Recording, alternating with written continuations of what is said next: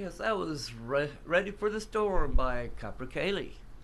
We're going to be opening up our phone lines today at 501-627-0711. And our subject for today is the Stanford rapist and the reaction of the pagan world in, these folks that are putting a curse or a hex or whatever you want to call it on him because they believe that justice was not served. When I first heard about this whole story, I thought to myself, oh my goodness, that makes me so mad. Because he was from an elite family and all these different things.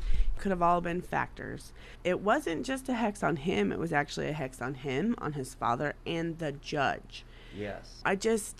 I'm kind of disappointed in my fellow Path member people. I just don't understand why we didn't focus on the positive instead of the negative. Now, don't get me wrong, I was upset about the whole thing, but I have to stick to my beliefs of faith and that karma will take care of it, and it's not our place to judge in any religion that I've ever came in contact with. It's not our place to judge, because there's always a higher power that does the judging or whatever. So I just don't understand why we didn't focus on the positive instead of the negative. In situations like this, rape, murder, kidnapping, these are things that trigger our innermost instincts.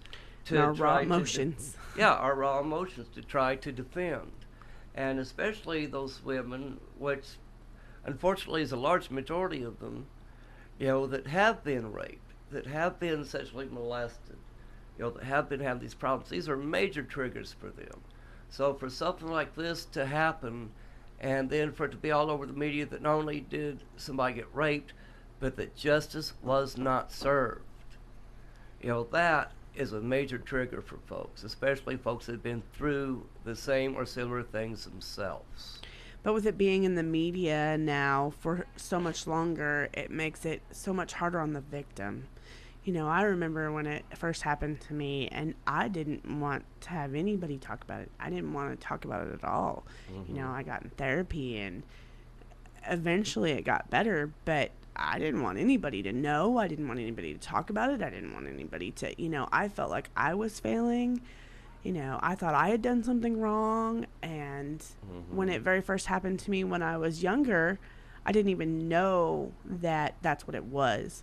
I was like 9-10 years old. I had no idea. Yeah. But, when it happened later on in life, I wasn't doing anything bad or whatever, but it just, some circumstances happened, and it happened, and I knew right away what it was, but it didn't make it any easier to deal with. It didn't make it any easier to cope with. I didn't want anybody to talk about it, and I'm sure the poor victim is just going through havoc because it's continually in the news. I've seen more posts about this in the last few days than I have seen, and just coming from the path that I come from, I just don't understand why we are so powerful in our magic and our beliefs, and what all religions boil down to is love. Why are we not all coming together in that? That's what I don't understand the most. I'll agree, but it really seems to me that being a man who was molested as a child, I really have a lot of sympathy for the women that go through molestation and rape. And it really speaks a lot to our situation as humans, that, rape and stuff like this is still going on, but at the same time that there are people out there that feel that justice is not happening. So they're taking justice into their own hands, whether it be with a firearm or with a wand. It doesn't matter. Taking justice into your own hands is still taking justice into your own hands, especially when all we have to go by is media reports, because very little of the truth comes out in court, and even less comes out in the media.